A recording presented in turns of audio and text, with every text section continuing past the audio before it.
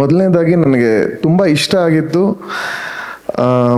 ಒಂದು ಕಥೆಯನ್ನು ಹೀಗೂ ಹೇಳ್ಬೋದು ಅಂತ. ಅಂದರೆ ಇದನ್ನು ಹೇಗೆ ಬೇಕಾದರೂ ಹೇಳ್ಬೋದಾಗಿತ್ತು, ಬಹಳ ಲಿಟ್ರಲ್ ಆಗಿ ಹೇಳ್ಬೋದಾಗಿತ್ತು. ಬಟ್ ನಿಜ ಹೇಳಬೇಕು ಅಂದರೆ ಮೊದಲ ಒಂದು 5 ನಿಮಿಷ ನಾನು ಭಾಳ ಕನ್ಫ್ಯೂಸ್ ಮಾಡ್ತು ಎಲ್ಲಿ ಹೋಗ್ತಾ ಇದೆ ಸಿನಿಮಾ ಅಂತ. ನನಗೆ ಆ ಥರ ಸಿನಿಮಾಗಳೇ ಜಾಸ್ತಿ ಇಷ್ಟ, ಯಾವುದು ನಮ್ಮನ್ನು ಒಂದು ಥರದ ರಿಪಲ್ಸ್ ಕ್ರಿಯೇಟ್ ಮಾಡಿ ಆನಂತರ ಅದು ಒಂದು ದಾರಿಗೆ ಬರುತ್ತೆ ಶಾರ್ಟ್ ಫಿಲ್ಮು. ಸೊ ನನಗೆ ತುಂಬ ಇಷ್ಟ ಆಯಿತು. ನನಗೆ ಮಾತು ಕಷ್ಟ, ನಾನು ಅಷ್ಟು I am not very expressive in it comes because this too much going on in side.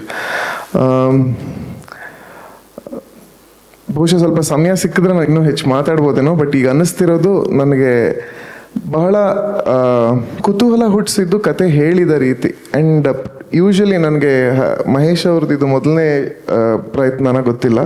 ಮೊದಲನೇ ಪ್ರಯತ್ನದಲ್ಲಿ ಒಂದು ವಿಚಿತ್ರ ಎನರ್ಜಿ ಇರುತ್ತೆ, ನಂಗೆ ಅದು ಕಾಣಿಸ್ತು ಇದರಲ್ಲಿ. ನಾವು ತುಂಬ ತಲೆ ಕೆಡಿಸ್ಕೊಳ್ಳೋದಿಲ್ಲ ಒಂದು ಸಿನಿಮಾ ಮಾಡ್ಬೇಕಾದ್ರೆ. ನಾನು ನನ್ನ ಮೊದಲನೇ ಶಾರ್ಟ್ ಫಿಲ್ಮ್ ಮಾಡಬೇಕಾದ್ರೆ ನನ್ನ ಹತ್ರ ಸ್ಕ್ರಿಪ್ಟೇ ಇರಲಿಲ್ಲ.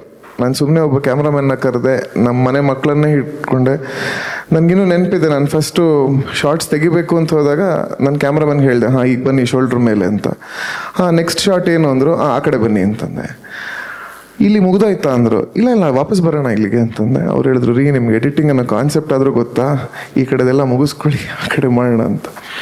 ನಾನು ಅದಕ್ಕೆ ಕಂಪೇರ್ ಮಾಡ್ತಿಲ್ಲ, ಬಟ್ ಇದರಲ್ಲಿ ಒಂದು ವಿಚಿತ್ರ ಎನರ್ಜಿ ಕಾಣಿಸುತ್ತೆ. ಅಂದರೆ ದ ಫಸ್ಟ್ ಟೈಮ್ ಇದು ಎಲ್ಲರಲ್ಲೂ ಇದೆ, ನಿರ್ದೇಶಕರಲ್ಲೂ ಇದೆ, ಬರವಣಿಗೆಯಲ್ಲಿದೆ, ಆ್ಯಕ್ಟರ್ಸಲ್ಲಿದೆ. And from curiosity to a very heart warming tale ನಂಗೆ ತುಂಬ ಇಷ್ಟ ಆಯಿತು. ಅಂದರೆ ಅದು ಹೋಗೋ ರೀತಿ ನಮ್ಮನ್ನು ಕೊನೆವರೆಗೂ ಎಂಗೇಜ್ ಮಾಡ್ತಾ ಹೋಗುತ್ತೆ. ಕೊನೆಗೆ ಏನು ಹೇಳಕ್ಕೆ ಹೊರಟ್ರು ಅನ್ನೋದನ್ನು ಒಂದು ಪಾಯಿಂಟಿಗೆ ಬಂದು ನಿಲ್ಲದೆ ಅದು ಅಲ್ಲಿ ತುಂಬ ಪಾಸಿಬಿಲಿಟೀಸ್ನ ಒಂದು ಪಾಯಿಂಟ್ ಕರ್ಕೊಂಬಂದು ನಮ್ಮನ್ನು ಬಿಡುತ್ತೆ ಅಂತ ಅನ್ನಿಸ್ತು.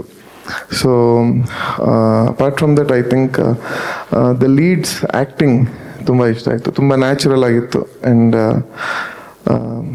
ನನಗೆ ಇನ್ನೊಂದು ಸ್ವಲ್ಪ ಸಮಯ ಸಿಕ್ಕಿದ್ರೆ ಯೋಚನೆ ಮಾಡಿ ಮಾತಾಡ್ಬೋದು.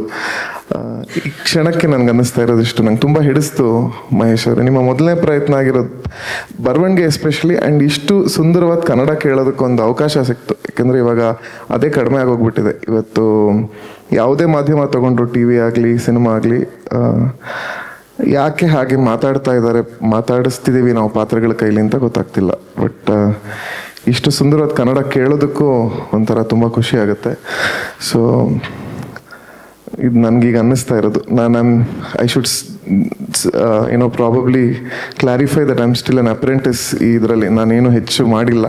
ನನಗೆ ಮಹೇಶ್ ಅವ್ರನ್ನ ಕರೆದಾಗ ಆ್ಯಕ್ಚುಲಿ ನಾನು ಯಾಕೆ ನನ್ನನ್ನು ಕರೀತಾ ಇದ್ದಾರೆ ಅಂತಲೇ ಅಂದ್ಕೊಂಡೆ.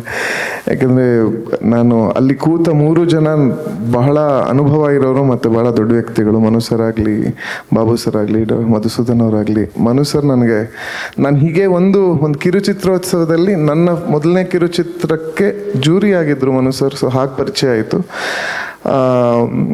ಅಲ್ಲಿಂದ ಅವರ ಮತ್ತು ನನ್ನ ಒಡನಾಟ ಇಷ್ಟು ಸುಮಾರು 7-8 ವರ್ಷದ ಒಡನಾಟ. ಕಲ್ತಿದ್ದೀನಿ ಭಾಳ ಅವರಿಂದ. ಬಾಬು ಸರ್ ಜೊತೆ ಒಂದು ಪ್ರಾಜೆಕ್ಟಲ್ಲಿ ನಾನು ಅಸೋಸಿಯೇಟ್ ಆದ ಕೆಲಸ ಮಾಡಿದ್ದೆ. ಮಧುಸೂದನ್ ಸರ್ ಅವ್ರ ಕನ್ನಡ ತರಗತಿಗೆ ಹೋಗಿ ಸುಮಾರಷ್ಟು ಕಲ್ತಿದ್ದೀನಿ ನಾನು. ಸೊ ನಾನು ಖಂಡಿತವಾಗ್ಲೂ ಇನ್ನು ಹೆಚ್ಚು ಹೇಳುವಷ್ಟು ಅನುಭವ ಆಗಲಿ ಯೋಗ್ಯತೆ ನನಗಿಲ್ಲ. ನಾನೊಬ್ಬ I am a fellow film maker, I am a fellow writer, I am still learning. So ಸಿನ್ಸಿಯರಾಗಿ ನಂಗೆ ಅನಿಸಿದ್ದೆ ನಿಮ್ಮ ಜೊತೆ ಹಂಚ್ಕೊಂಡಿದ್ದೀನಿ. ಇಷ್ಟು ಹೇಳಬಲ್ಲೆ. ಮತ್ತೇನಾದರೂ ಅನಿಸಿದ್ರೆ ಖಂಡಿತ ಮಹೇಶ್ ಅವ್ರಿಗೆ ಮತ್ತು ಆ್ಯಕ್ಟ್ರಸ್ಗೆ ಆಮೇಲೆ ಹೇಳ್ತೀನಿ. Thank you.